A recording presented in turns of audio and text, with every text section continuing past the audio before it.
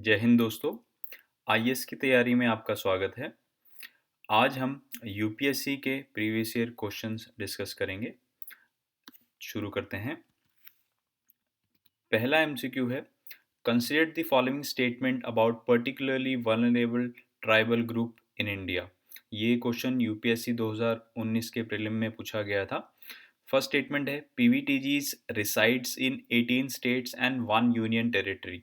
Second statement है, a stagnant or declining population is one of the criteria for determining PVTG status. Third statement, there are 95 PVTGs officially notified in the country so far. Fourth statement, Irregular and Konda Reddy tribes are included in the list of PVTGs. We have to identify the correct statement. 1, 2 and 3, 2, 3, 4, 1, 2 and 4, 1, 3 and 4. So correct answer for this particular answer would be 1, 2 and 4. इस पूरे question में अगर आपको एक fact पता होता कि PVTGs India में 75 हैं, तो आप ये क्वेश्चन, अगर आपको बाकी स्टेटमेंट नहीं भी पता थी, तो आप इस क्वेश्चन को अटेम्प्ट कर सकते थे। जैसे ही आप 3 एलिमिनेट करेंगे, आपको इस यहाँ पे इस ऑप्शन में भी 3 है, इस ऑप्शन सेकंड ऑप्शन में भी 3 है एंड फोर्थ ऑप्शन में भी 3 है। तो अगर आपको ये फैक्ट पता होता तो आपका आंसर इजीली आ जाता है। आइए पीवीटीजीज के बारे में कुछ और जानते हैं।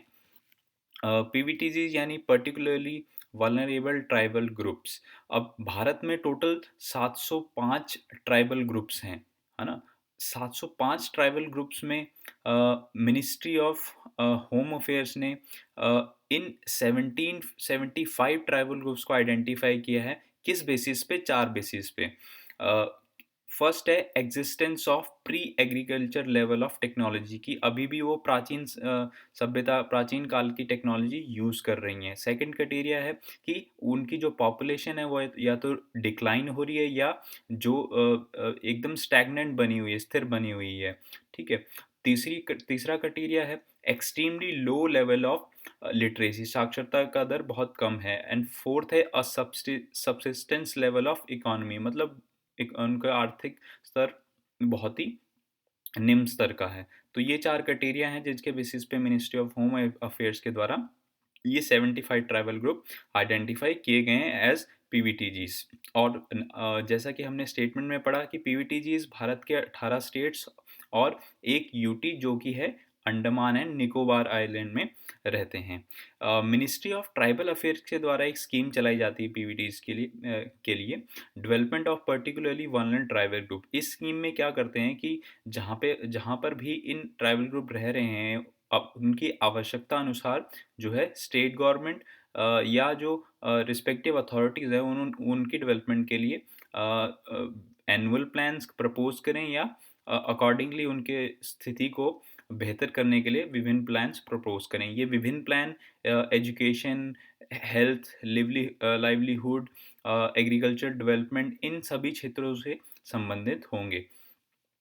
ये जो 75 ट्राइबल ग्रुप्स है, अगर मैं आपकी इनकी लिस्ट आपके साथ शेयर करना चाहूँ तो ये लिस्ट है। ऑल्दो इस लिस्ट को आपको याद करने की आवश्यकता नहीं है, परंतु एक बार आप देख देख लेंगे तो दैट वुड बी बेटर।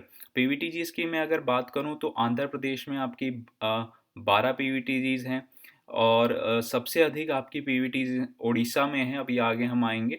और ओडिशा में आपकी 13 पीवीटीजीज हैं। तो हाईएस्ट जो पीवीटीजीज हैं वो ओडिशा स्टेट में लाई करती हैं। अब जैसे रिसेंटली पीवीटीजीज, काफ़ी सारी पीवीटीज न्यूज़ में भी थी। जैसे ये जो सहरिया ग्रुप है, ये राजस्थान बॉर्डर से संबंधित है। राजस्थान और एक और स्टेट में है, I think Madhya Pradesh. Yes, Madhya Pradesh. तो ये न्यूज़ में थी, तो आप इनको आप आइडेंटिफाई कर सकते हैं जो न्यूज़ में थी। सभी आपको पढ़ने की आवश्यकता नहीं है। ये देखिए जो इरूरल जो तमिलनाडु है वो यहाँ पे हम है। ठीक है। और अंडमान एंड निकोबार की से इंपॉर्टेंट होती हैं, ये कई एग्जाम से पूछ ली जाती हैं, तो आप इस लिस्ट को जो है एक बार गो थ्रू कर सकते हैं। नेक्स्ट एमसीक्यू देखते हैं। नेक्स्ट एमसीक्यू है, विच of the following national park is unique in being a swamp with floating vegetation that support a rich biodiversity. So A option Bhitarkanika national park, B option Keibul Lamjao national park, C option Keoladeo Ghana national park, D option Sultanpur national park. ठीक है, तो floating vegetation जिसकी है उसकी वो identify करना है। तो इसका करेक्ट आंसर है B, Keibul Lamjao national park. ये आपका अकेला ऐसा नेशनल पार्क है जो आपका फ्लोटिंग नेशनल पार्क है बेसिकली। ठीक है, बाकी सबको भी एक बार, ये मणिपुर में है, भितरकनिका आपका नेशनल पार्क जो है इसको भी अभी देखेंगे, और केवलादेव को भी देखेंगे, और सुल्तानपुर को भी देखेंगे। तो सबसे पहले भितरकनिका नेशनल पार्क, ये आपका उड़ीसा में है, जैसे देखिए पहले ही नंबर पे है।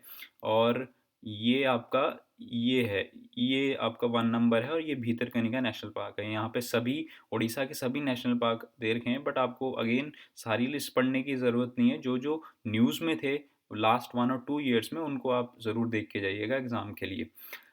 उसके बाद हम जो हमारा केबुल लेमजाओ नेशनल पार्क था मणिपुर का, उसको देखते हैं। तो ये देखिए आपका ये है केबुल लेमजाओ नेशनल पार्क। ठीक है, और दूसरा नेशनल पार्क भी यहाँ पे आपको गिवन है। उसके बाद थर्ड हमारा था केवलादेव घाना नेशनल पार्क, जो कि राजस्थान में है। तो केवलादेव घाना नेशनल पार्क आपका सेकंड नंबर पे है, और ये आपका ये रहा, ये आपका केवलादेव घाना नेशनल पार्क है। तो यहाँ पे आपको राजस्थान के सभी नेशनल पार्क गिवन है। उसके बाद फोर्थ नेशनल पार्क था हमारा सुल्तानपुर नेशनल पार्क। तो ये आपका हरियाणा में है सुल्तानपुर नेशनल पार्क। तो आपका सेकंड नंबर पे है, तो this is the Sultanpur national park. अगला एमसीक्यू की तरफ बढ़ते हैं। ये एमसीक्यू क्या कह रहा है कि which of the following kingdoms were associated with the life of Buddha. Buddha के जीवन से संबंधित कौन कौन सी किंगडम थी? Avanti option, B option Gandhara, Kosala, Magadha. Correct answer we have to identify 1 2 and 3, 2 and 3, 1 3 and 4, and 3 3rd and 4th only। तो correct answer would B 3rd and 4th only। तो कौशला और मगधा ही बुद्ध के जीवन काल से संबंधित हैं, अवंती और गंधारा संबंधित नहीं है। तो महात्मा बुद्ध की अगर हम बात करें, उनका जन्म 563 ईसा पूर्व में लुम्बिनी में हुआ था। और जैसा कि आप जानते हैं लुम्बिनी एक पार्ट है कौशला का, तो इस तरह से कौशल आपका संबंधित है। और बुद्धा ने जो मगधा किंगडम है उसमें काफ़ी टाइम विजिट किया था, इसीलिए ये दो जो ऑप्शन है ये करेक्ट है।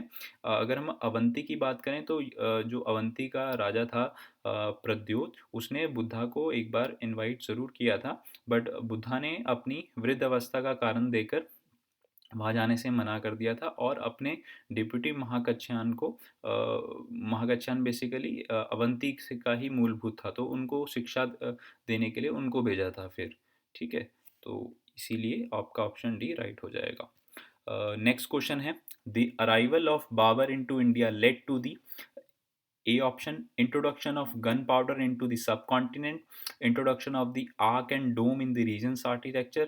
Third option, establishment of the Timurid या Temur dynasty in the region. We have to identify the correct answer. 1 and 2 only, 3 only, 1 and 3 only, 1 2 and 3। तो पूछ रहा है कि बाबर के आगमन से भारत में क्या क्या चीज़ें आई थी। तो इसका सही आंसर है 1 and 3।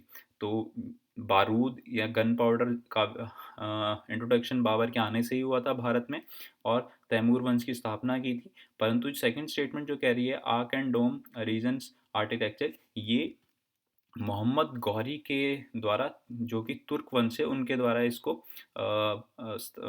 लाया गया था भारत में।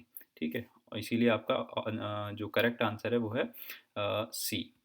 नेक्स्ट क्वेश्चन देखते हैं, consider the following towns in India. Bhadrachalam, Chanderi, Kanchipuram, Karnal. ठीक है, अब ये पूछ रहा है कि which of the above are famous for the production of traditional saris और फैब्रिक्स। तो A option 1 and 2, 2 and 3, 1 2 and 3, 1 3 and 4। तो correct answer would be B, that is 2 and 4। तो ये आपका चंदेरी साड़ी और कांचीपुरम साड़ी को जीआई टैग भी दिया गया है, तो इसीलिए जो आपका ऑप्शन बी राइट हो जाता है।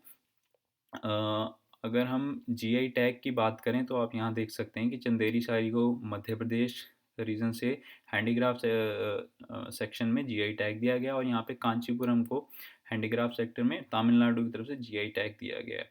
ठीक है, तो इसीलिए इसका करेक्ट आंसर आपका हो जाएगा 2 एंड 3। नेक्स्ट क्वेश्चन है, with reference to India's cultural and tradition what is Kalaripayattu? तो ए ऑप्शन है, it is an ancient bhakti cult of Saivism still prevalent in some part of South India. It is an Asian style bronze and brass work still found in southern part of Coromandel area. C option, it is an ancient form of dance drama and a living tradition in the northern part of Malabar. And D option, it is an Asian martial art and a living tradition in some part of South India.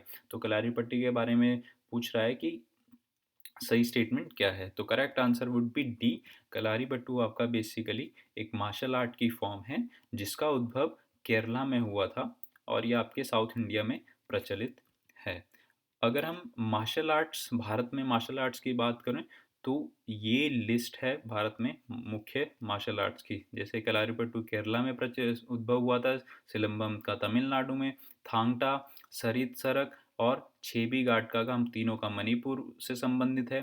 थोड़ा हिमाचल प्रदेश, लाठी पंजाब और बंगाल में, परिखंडा आपका बिहार में, इसका उद्भव राजपूतों के द्वारा किया गया था। मर्दानी खेल महाराष्ट्र में, gatka very famous in Punjab, ये रिसेंटली न्यूज़ में भी था आपका गटका। इनबुआन रेसलिंग मिजोरम, कुट्टू वरसाई साउथ इंडिया, मुश्ती युद्धा वाराणसी में इसका उद्भव हुआ था। तो ये आपकी भारत में जो मार्शल आर्ट फॉर्म्स है उन मुख्य मार्शल आर्ट्स हैं, तो इसलिए इसको आप ज़रूर एक बार देख के जाइएगा। नेक्स्ट एमसीक्यू देखते हैं, with reference to the cultural history of India the term panchayatan refers to.